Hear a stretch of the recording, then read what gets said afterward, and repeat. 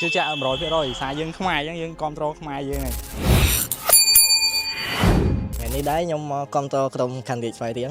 ដែលជាតំណាងនៃប្រទេសកម្ពុជាយើងហើយខ្ញុំជឿជាក់ថាស្វាយរៀងនឹងយកឈ្នះក្នុងលទ្ធផល4-2 100%ខ្ញុំសង្ឃឹមថាឈ្នះ 3-1 ខ្ញុំជឿជាក់ថាបើខណ្ឌរាជស្វាយរៀងឈ្នះលទ្ធផល3-1 បើតាមបទពិសោធន៍ដោយការAC Challenge League ដោយការមុនខ្ញុំគិតថាស្វាយរៀងនឹងអាចយកឈ្នះ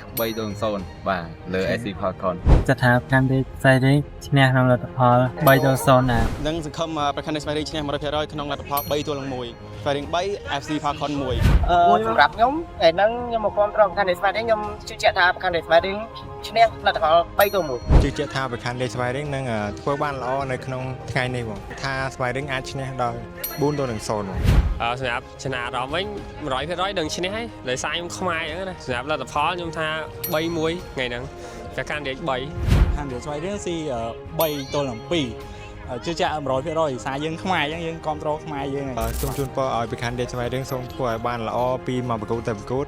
រហូតឆ្លងផុតពីវគ្គបន្តរហូតដល់វាអបរាជប្រត់ដូចជាឆ្នាំមុនម្ដងទៀតបង មានអីមានពាក្យក្រៅវិជូនពរគាត់ឲ្យលេងទម្រង់ល្អហើយជោគជ័យក្នុងការប្រកួត ពេញចិត្ត fan មកមើលយកជ័យជំនះឲ្យបានហ្មង ល្ងាចនេះជូនពរឲ្យស្វាយរៀងធ្វើបានល្អនិងយកជ័យជំនះដើម្បីយកបន្ទុកដើម្បី